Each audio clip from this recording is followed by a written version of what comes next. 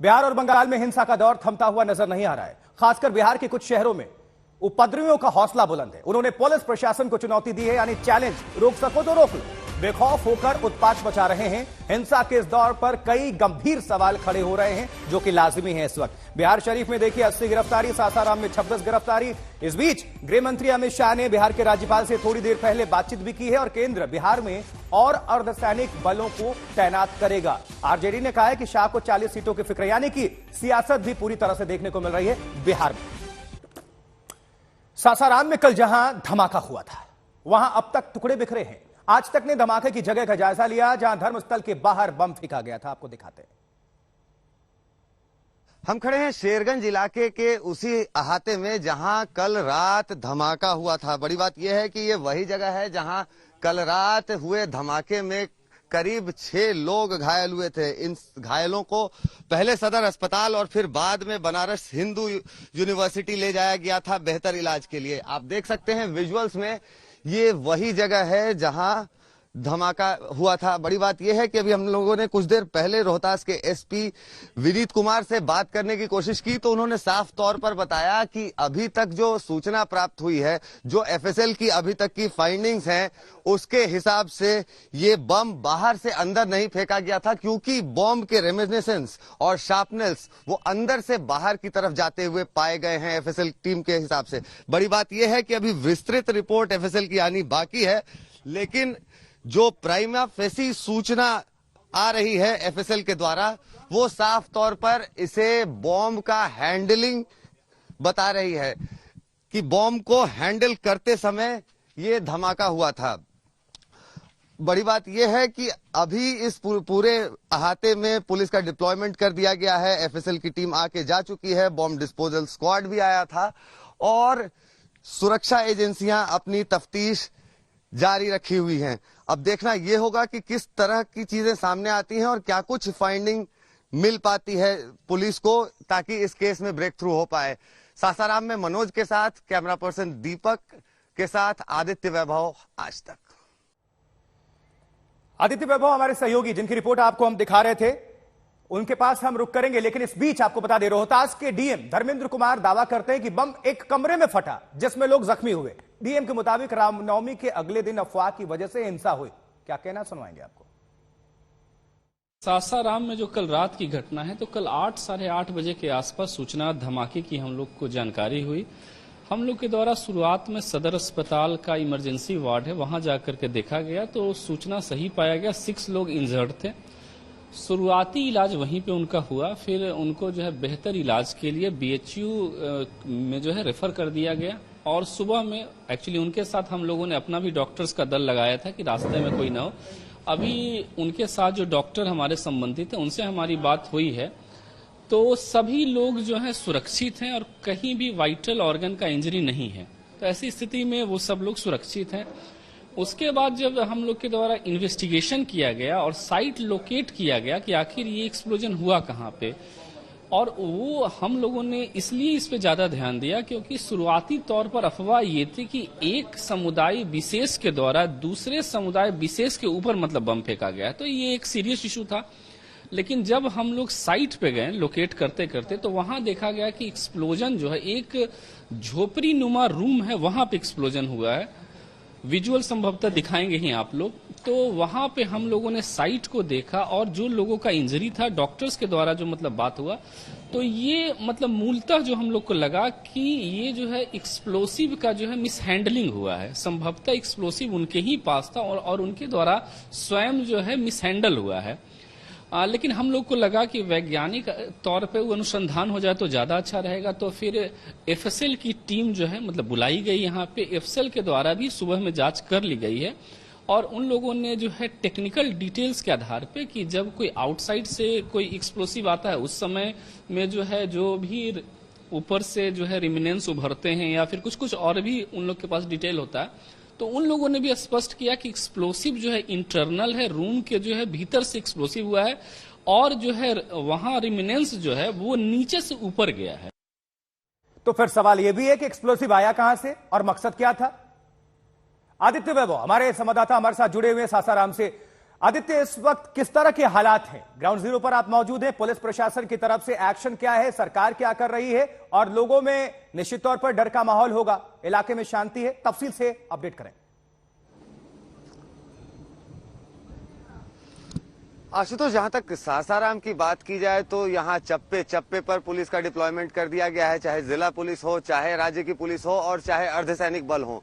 आप चप्पे चप्पे पर हैवी डिप्लॉयमेंट देख सकते हैं। बड़ी बात यह है कि यहाँ 2 और 16 के रेशियो में मजिस्ट्रेट और पुलिस वालों की डिप्लॉयमेंट की गई है हर चौक चौराहे पर, ताकि हर डेवलपमेंट पर, हर छोटी बड़ी चीज पर नजर रखी जा सके। बड़ी बात यह है कि कल शाम जब धमाका हुआ रात 9 बजे के आसपास, तो उसके बाद से जो तंत्र में एक्टिविटीज हुई, उसके बाद से ये फाइंडिंग सामने आ रही है कि सिर्फ धमाके वाले मामले में 2 अरेस्ट की गई हैं। बड़ी बात यह है कि जो 6 लोग इंजर्ड हुए हैं उन सबका इलाज अभी बीएचयू में चल रहा है और जिला प्रशासन ने अपना विशेष डॉक्टरों की टीम अपनी भेजी है वहां पर, ताकि उनके इलाज को देखा जा सके। बड़ी बात यह है कि अभी जिस तरह की चीजें सामने आ रही हैं, इन्वेस्टिगेशन जारी है, बॉम्ब डिस्पोजल स्क्वाड आ चुका था, एफएसएल अभी प्राइमा फेसी रिपोर्ट दे चुकी है, लेकिन लोग गिरफ्तार किए गए? फाइंडिंग रिपोर्ट आनी बाकी है और इन्वेस्टिगेशन अब भी जारी है। 2 लोगों को अभी तक गिरफ्तार किया गया है और अभी तक इसके बारे में ज्यादा सूचना नहीं दी गई है कि उनसे पूछताछ में क्या कुछ सामने आया है। लेकिन हाँ, आप बने रहे हमारे साथ, अपडेट के लिए आपका रुख करेंगे, आप हमारे साथ जुड़े रहें। लेकिन देखिए जिस तरह से सवाल ये खड़े हो रहे हैं, क्योंकि बिहार शरीफ में गोलीबारी में भी घायल एक शख्स की जान जा चुकी है। जिस जगह कल सबसे ज्यादा गोलियां चली थी, कई राउंड फायरिंग हुई थी, वहां आज क्या हालात हैं, आज तक ने जायजा लिया। बिहार शरीफ के पहाड़पुरा में शनिवार की रात अचानक से एक बार फिर से 2 समुदायों के बीच हिंसा भड़की और गोलीबारी हुई और तकरीबन 1 दर्जन राउंड फायरिंग हुई, जिसमें 3 लोगों को गोली लगी और गुलशन कुमार नाम के एक व्यक्ति की मौत हो गई। और पीछे आप देख सकते हैं ये गुलशन कुमार का परिवार है जो इस वक्त रो रहा है, बिलख रहा है। और जैसे जैसे परिवार के लोगों को जानकारी मिल रही है कि गुलशन की इस हिंसा में मौत हो गई है, उसके बाद परिवार के लोग पहुंच रहे हैं घर पर और पूरे घर पर मातम पसरा हुआ है। और पिछले 3 दिनों से जिस तरीके से बिहार शरीफ सुलग रहा है, तनाव की स्थिति बनी हुई है, रह रहकर फायरिंग की घटनाएं हो रही हैं 2 गुटों के बीच में, उसके कारण पुलिस और प्रशासन जो है वो लगातार कोशिश कर रहा है कि शांति बहाली हो।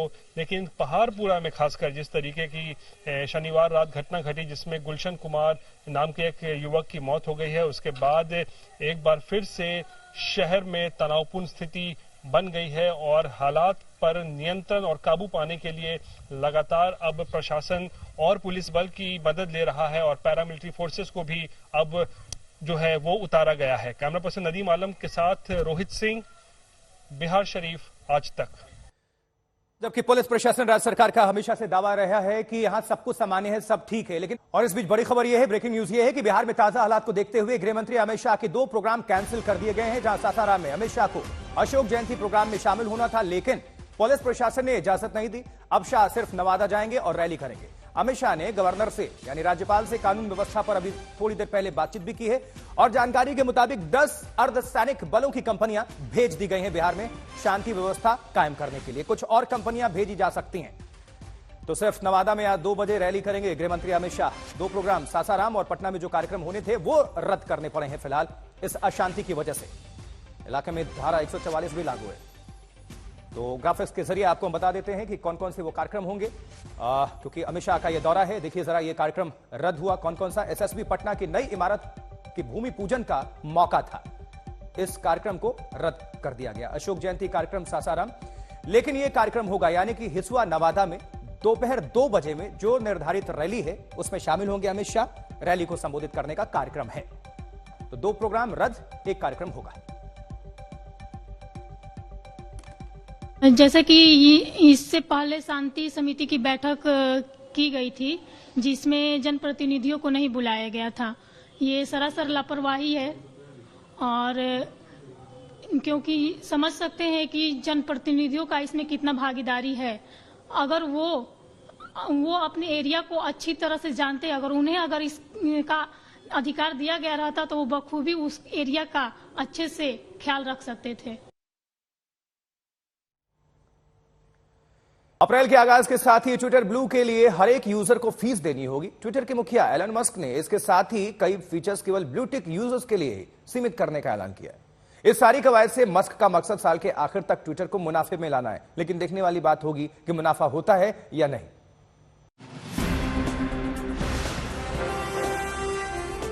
अप्रैल से ट्विटर के ब्लू टिक के लिए हर किसी को रकम चुकानी होगी। ट्विटर के मुखिया एलन मस्क ने ट्विटर पर इसके साथ ही एक और बदलाव किया। मस्क ने ऐलान किया है कि 15 अप्रैल से फॉर यू रिकमेंडेशन फीचर का फायदा केवल वेरीफाइड अकाउंट्स को ही मिलेगा। इसके अलावा ट्विटर पोल में वोट भी वही लोग कर पाएंगे जिनका अकाउंट वेरीफाइड होगा। इसके अलावा अप्रैल से ट्विटर का ब्लू टिक किसी को फ्री में नहीं मिलेगा। पहले किए गए ऐलान के मुताबिक ट्विटर 1 अप्रैल से अपनी लीगेसी वेरिफिकेशन प्रोग्राम को बंद करना शुरू कर देगा, जिसके तहत कंपनी यूजर्स के अकाउंट से ब्लू टिक हटाना शुरू कर देगी। फ्री ब्लू टिक वाले यूजर्स को पैसे देकर ट्विटर ब्लू का सब्सक्रिप्शन देने के बावजूद लीगली वेरीफाइड टैग हटा देगा। भारत में अगर ट्विटर ब्लू सब्सक्रिप्शन की फीस के बारे में बात करें तो वेब पर यह 650 रुपए महीने होगी, जबकि मोबाइल पर 900 रुपए हर महीने ट्विटर ब्लू के लिए चुकाने होंगे। ये सारी कवायद मस्क की 2023 के आखिरी तक ट्विटर को फाइनेंशियल तौर पर मजबूत करने के लक्ष्य के तहत हो रही है। यही वजह है कि उन्होंने रेवेन्यू बढ़ाने के लिए ब्लू सब्सक्रिप्शन जैसे कुछ सर्विसेज को मॉडिफाइड कर दिया है। अगर बात कंपनी के वेरीफाइड चेक मार्क के चार्ज की करें तो ट्विटर पर गोल्डन टिक के लिए कंपनियों को हर महीने $1000 यानी करीब 82,000 रुपए चुकाने होंगे। इसके अलावा कंपनियों को अपने ट्विटर अकाउंट से जुड़े दूसरे अकाउंट के लिए भी हर महीने $50 यानी करीब 4,000 रुपए एक्स्ट्रा चार्ज देना होगा। ट्विटर ने अपने अपडेटेड अकाउंट वेरिफिकेशन प्रोग्राम को जनवरी में लॉन्च किया था। तब सभी वेरीफाइड अकाउंट्स को 3 कलर कैटेगरी में बांटा गया था। इस कैटेगरी में कंपनियों को गोल्ड चेक, सरकार को ग्रे चेक और आम लोगों को ब्लू टिक देना शामिल है। इससे पहले ट्विटर ने 9 नवंबर को चेक मार्क बैज के साथ ट्विटर ब्लू लॉन्च किया था, लेकिन फेक अकाउंट की संख्या बढ़ने की वजह से 2 दिन बाद ही सर्विस को होल्ड कर दिया गया था। नए ब्लू साइन अप बंद कर दिए गए थे। अब इसे फिर से शुरू किया जा रहा है। आज तक ब्यूरो। तो बिहार में काबा, फिलहाल तो बवाल बा। सुबह के 11:30 बज रहे हैं, देख रहे हैं आज तक। मैं आपके साथ आशुतोष चतुर्वेदी। देखिए, बिहार के 2 शहरों में लगातार 2 दिनों से हिंसा हो रही है। फिलहाल शांति है। 106 लोग गिरफ्तार हो चुके हैं। बिहार शरीफ और सासाराम दोनों जगह धारा 144 लागू है। एक शख्स की मौत हो चुकी है और कल नालंदा में कई जगह गोलियां चली थी, जबकि सासाराम में बम फेंका गया था, यानी बमबाजी हुई थी। इस बीच बिहार के हालात को लेकर गृह मंत्री अमित शाह ने बिहार के गवर्नर से भी बातचीत की है। सूत्रों के हवाले से मिली खबर के मुताबिक केंद्र सरकार ने बिहार में अर्धसैनिक बलों की 10 कंपनियां भेजी हैं और जरूरत पड़ने पर और पैरामिलिट्री फोर्सेस भेजी जा सकती है। तो इस बीच गिरिराज सिंह ने बिहार के मुख्यमंत्री नीतीश कुमार का इस्तीफा मांगा है। नीतीश कुमार ने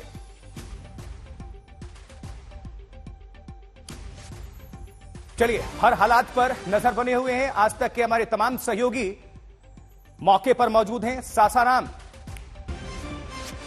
से आदित्य वैभव और बिहार शरीफ से रोहित सिंह हमारे साथ, हमारे सहयोगी जुड़े हुए। रोहित, पहले आपके पास आना चाहेंगे, किस तरह के हालात हैं? आप वहां पर मौजूद हैं, शांति बताई जा रही है, लेकिन क्या यह शांति है सचमुच या फिर पसरा हुआ सन्नाटा? पुलिस का एक्शन क्या है? किस तरह से राज्य सरकार का कदम?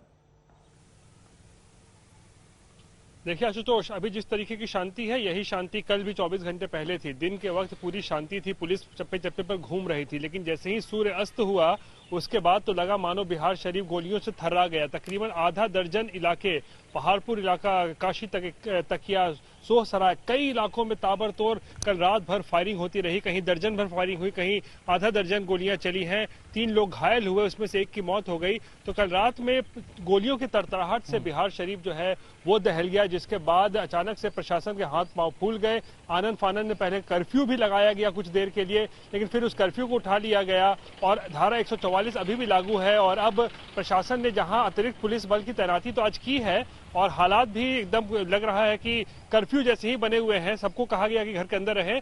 वहीं 9 कंपनियां पैरामिलिट्री फोर्सेस की भी अब जो है वो ग्राउंड जीरो पर उतार दी गई हैं ताकि हालात को सामान्य बनाया जा सके। तो आप देख सकते हैं 3 दिनों से बिहार शरीफ में जो है हिंसा भड़की हुई है। रह रहकर जो है हिंसा देखने को मिल रही है। दिन के वक्त तो शांति होती है, लेकिन सूर्य अस्त होते के साथ ही एक बार फिर से 2 समुदाय के लोग जो है वो गोलीबाजी शुरू कर देते हैं एक दूसरे के ऊपर, और वही कल देखने को मिला। और प्रशासन के लिए जो ये दंगाई है वो लगातार चुनौती बने हुए हैं। आशुतोष, बिल्कुल रोहित, आप बने रहे हमारे साथ। आपका फिर से रुख करेंगे। जगह है बिहार शरीफ, लेकिन कुछ लोग जो हैं, जो आरोपी हैं, वो शराफत बिल्कुल नहीं दिखा रहे हैं। सासाराम का रुख करते हैं। आदित्य वैभव हमारे साथ, हमारे सहयोगी जुड़ चुके हैं। आदित्य, वहां के क्या हालात हैं? किस तरह से पुलिस फ्लैग मार्च कर रही है? कुल कितने लोग अब तक गिरफ्त में आए हैं? और इससे जुड़ी हर अपडेट आप दर्शकों को बताएं। जी बिल्कुल आशुतोष, जहां तक सासाराम की बात की जाए तो अभी तक कुल 32 लोगों को गिरफ्तार किया जा चुका है पुलिस के द्वारा, और इसमें से 2 लोगों की गिरफ्तारी सिर्फ और सिर्फ कल वाले बम धमाके के वाले कांड में उनकी संलिप्तता के लिए हुई है। बड़ी बात यह है कि अभी तक जो माहौल है, कल जो बम धमाके की बात आई उसके बाद देर रात तक फ्लैग मार्च का सिलसिला चलता रहा। एफएसएल की टीम आई, सुबह तक एफएसएल की टीम ने जांच की, उसके बाद बॉम्ब डिस्पोजल स्क्वाड आया, और मिला जुला कर अभी देखा जाए तो सासाराम में स्थिति तनावपूर्ण पर शांतिपूर्ण है। देखना यह होगा कि यह शांति कब तक बहाल रहती है। और बड़ी बात यह भी है कि जिन लोगों को अरेस्ट किया गया है, उनसे जो इंटरोगेशन की जा रही है, उस क्रम में जो सूचनाएं सामने आ रही हैं उनको कितना सत्यापित किया जा पाता है और इन्वेस्टिगेशन किस दिशा में जा पाती है, क्योंकि इस हिंसा का सिलसिला थम नहीं रहा है। आशुतोष, अगर देखा जाए तो जहां जिला प्रशासन का कहना है कि रामनवमी के अगले दिन से जिस तरह से यहां माहौल बना, जिस तरह से तनाव जारी है, उसको डिफ्यूज करने की जरूरत है। तभी जब कानून का डर होगा, जो डंडा चलेगा, जब चाबुक चलेगी, क्योंकि कानून का खौफ बेहद जरूरी है और पुलिस प्रशासन का इकबाल बुलंद होना बहुत जरूरी है। आदित्य और रोहित, हमारे 2 सहयोगी आज तक के, आप हमारे साथ जुड़े, दर्शकों तक जानकारी पहुंचाए, इसके लिए बहुत शुक्रिया। निश्चित तौर पर बिहार में भी बवाल है, लेकिन बिहार में हुई ताजा हिंसा के लिए विपक्ष नीतीश सरकार पर सवाल खड़े कर रहा है। बीजेपी कह रही है सुशासन राज में तुष्टीकरण की नीति अपनाई जा रही है, तो मुख्यमंत्री नीतीश कुमार हिंसा को सोची समझी साजिश करार दे रहे हैं।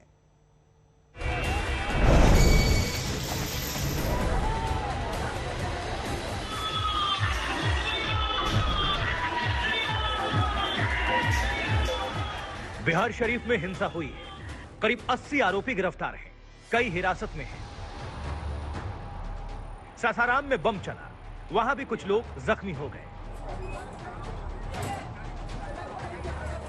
लेकिन सासाराम प्रशासन के अपने दावे हैं। स्थिति बिल्कुल उल्टे ये है कि जिले में अभी सासाराम शहर में आप लोग जा सकते हैं, बिल्कुल सामान्य वातावरण है और हम लोग के पास इतनी संख्या में फोर्स है कि कहीं पे भी कोई इशू नहीं होने दिया जाएगा। बिल्कुल शांति व्यवस्था सासाराम शहर में है और कहीं भी कोई भी ऐसा मतलब विषय नहीं है कि उसके संबंध में हम लोग की जानकारी नहीं। बिहार के 2 शहरों में हालात ऐसे हो गए कि वहां भारी संख्या में पुलिस बल को तैनात करना पड़ा, लेकिन प्रशासन कह रहा है कि सब ठीक है।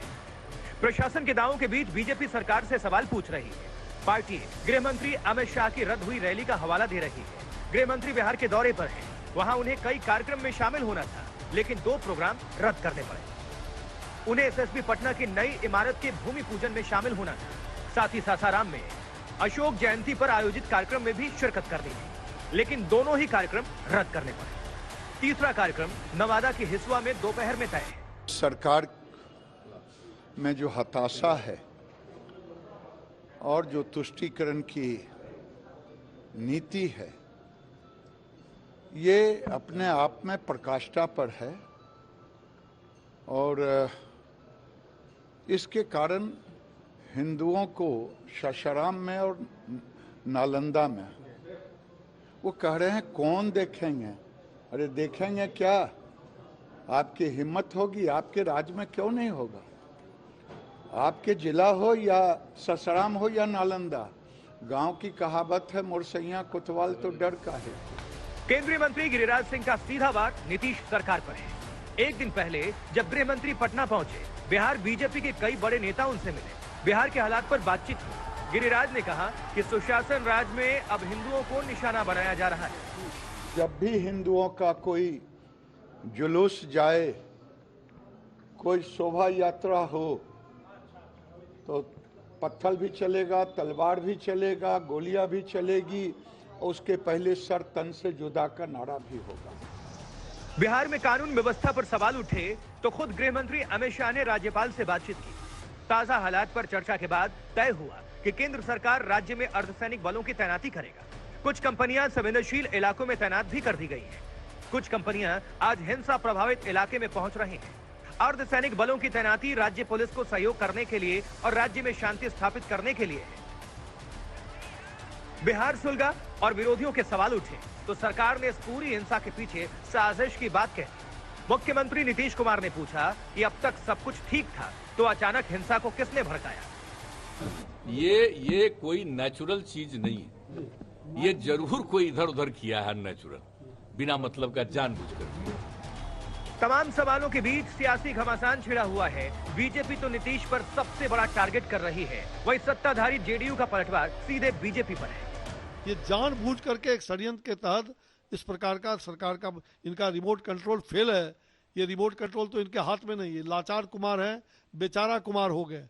इनका रिमोट कंट्रोल तो अब जंगल राज 2 के हाथ में है।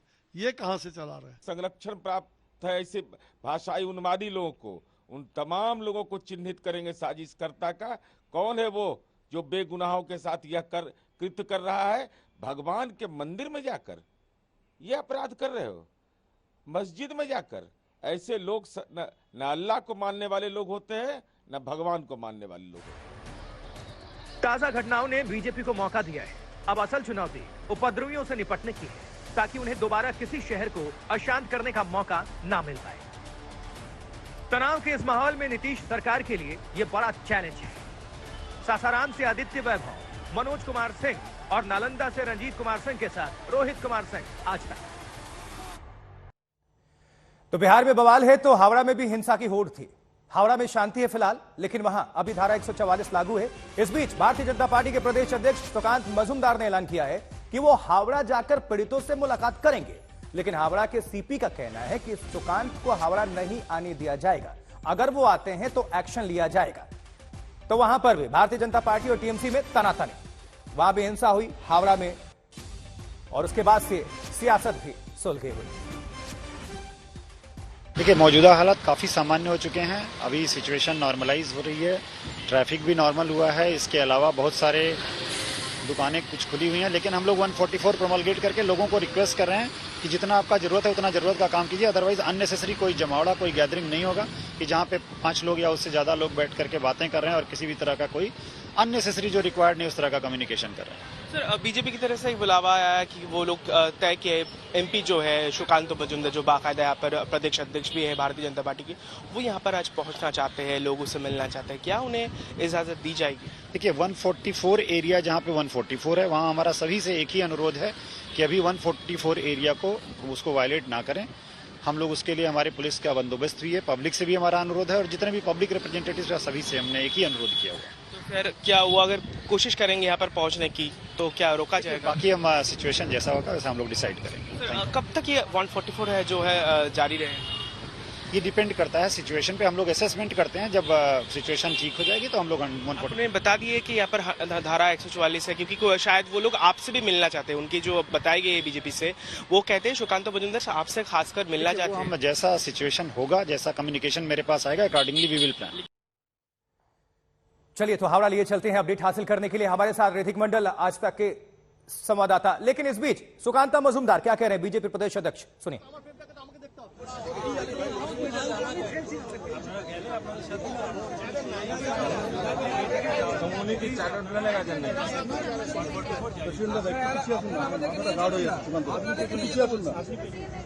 আমরা আপনি যান প্রেসিডেন্টকে, আপনি আমাকে নিয়ে যান, আর আমার সাথে আমার জেলা সভাপতি যাবেন, কেউ যাবে, সবাইকে এখানে রেখে দিব।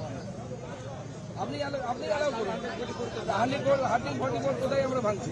আপনি একজন পাবলিক ফিগার, আপনাকে আপনি এদিকে গেলে আমাদের আপনার নিরাপত্তা এই সবগুলো রয়েছে। 144 শুধু তো অন্যদের জন্য না, আপনার জন্য, আপনার সুরক্ষাটাও আমাদেরকে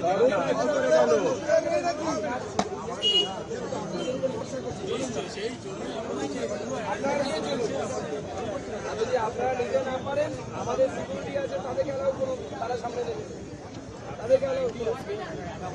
কিন্তু অরূপ বাবু কিভাবে গেলেন সেটা আমাদের, অরূপ রায় কিভাবে উনি 144 ধারা ভেঙে গেলেন, তার বিরুদ্ধে আপনার সিপি কি অ্যাকশন নিয়েছে? কোনো আইনগত অ্যাকশন নেওয়া হয়েছে কি? আপনারা নিয়েছেন কি? এটা আপনাকে উত্তর দিতে হবে। 144 ধারা যদি কেউ ভাঙে তাহলে তার বিরুদ্ধে একটা। सुकांत मजूमदार को भी आप सुन रहे थे। बीजेपी के प्रदेश अध्यक्ष हैं पश्चिम बंगाल के। हावड़ा जाने पर अड़े हुए हैं घटना वाली जगह पर।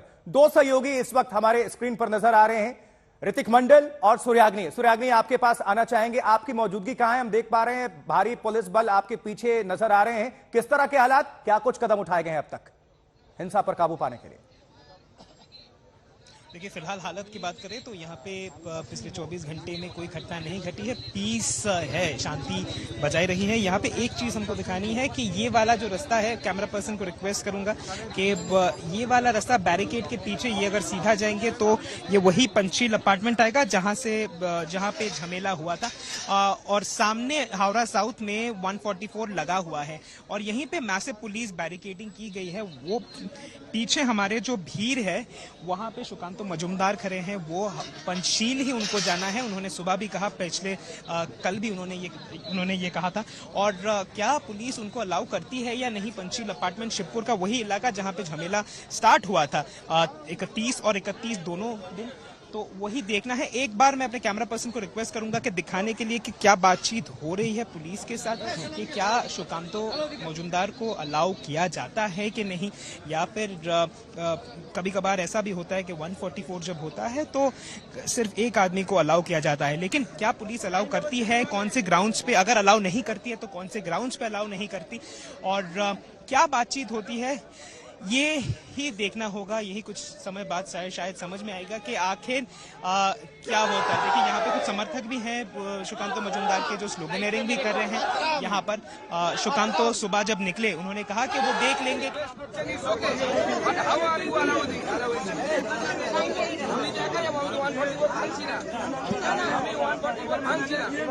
ये देखिए, पुलिस के साथ बहस हो रही है।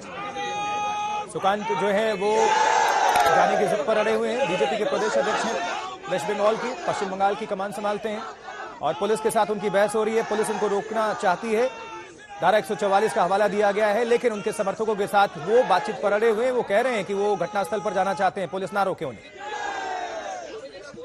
भारत माता की जयकारे भी लग रहे हैं। ये बहस आप सुन सकते हैं, मीडिया की भी मौजूदगी है, सुनवाते हैं जरा आपको। देखिए, बंगाली में बातचीत हो रही है।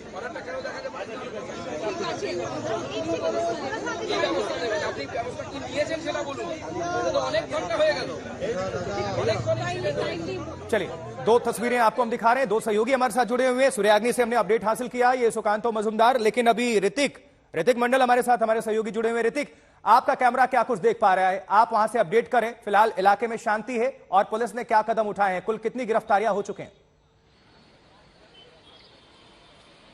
जी बिल्कुल, देखिए, जहां से सूर्याग्नि फिलहाल लाइव है और सुकांतो मजूमदार बातचीत कर रहे हैं पुलिस के साथ, बांग्ला में बातचीत हो रही है। उन्होंने कहा, गुजारिश की पुलिस से कि वो अंदर जाना चाहते हैं। जहां से हम लाइव है जरा दिखाना चाहेंगे, वही रास्ता है जहां से कुछ ही मीटर की दूरी पे फिलहाल सुकांतो मजूमदार है, लेकिन बैरिकेड कर दिया गया है, बैरिकेड लगवा दिया गया है। पुलिस की तैनाती यहाँ पर है क्योंकि ये वही रास्ता है जो अंदर शिवपुर के अंदर, यानी जहां पर पंचशील अपार्टमेंट है, वहां पर बीजेपी के जो राज्य के जो अध्यक्ष है, जो प्रदेश अध्यक्ष है, वो वहां पर पहुंचना चाहते हैं। थोड़ी देर पहले हमारा पुलिस कमिश्नर से बात हुआ, प्रवीण त्रिपाठी ने साफ तौर पर हमें साफ कर दिया किया है क्योंकि यहाँ पर धारा 144 लागू है। इसके चलते किसी भी तरीके से बाहर से आए हुए कोई भी शख्स हो, चाहे वो जनप्रतिनिधि हो, उन्हें जाने की इजाजत नहीं दी जाएगी। दरअसल हालांकि यहाँ पर जो स्थिति है वो स्वाभाविक है। आप देख सकते हैं कि गाड़ियों की आवाजाही यहाँ पर बरकरार है, लेकिन अंदर आपको ले जाना चाहेंगे शिवपुर के तरफ, जहां से सुकांतो मजूमदार पहुंचना चाहते हैं। यहाँ पर 2 बैरिकेडिंग लगवा दी गई है। बांग्ला में बात करते हुए सुकांतो मजूमदार ने ये गुजारिश की है पुलिस के कि सिर्फ सांसद वो जाना चाहते हैं, उसके साथ साथ जो यहाँ पर जो जिला के अध्यक्ष है भारतीय जनता पार्टी के, उन्हें अनुमति दी जाए ताकि वो अंदर जा सके। लेकिन यहाँ पर आप देख सकते हैं, यहाँ पर बाकायदा बैरिकेडिंग लगवा दी गई है, पुलिस की यहाँ पर तैनाती है। जो आला अफसर है वो अंदर है। हालांकि ठीक है, विपक्ष के नेता नहीं जा पा रहे हैं, लेकिन क्या सत्ता पक्ष से कोई नेता पहुंचे कि नहीं, क्या उनको भी रोका गया है, ये भी आपसे हम अपडेट हासिल करेंगे। दोनों सहयोगी हमारे साथ जुड़े हुए हैं पश्चिम बंगाल से लेकर बिहार तक, क्योंकि सुलगती सियासत पर हमारी नजर बनी हुई है। हर एक अपडेट आज तक आपके पहले, आप दर्शकों के पास सबसे सटीक और पहले पहुंचा रहा है। बस बने रहे, देखते रहे आज तक।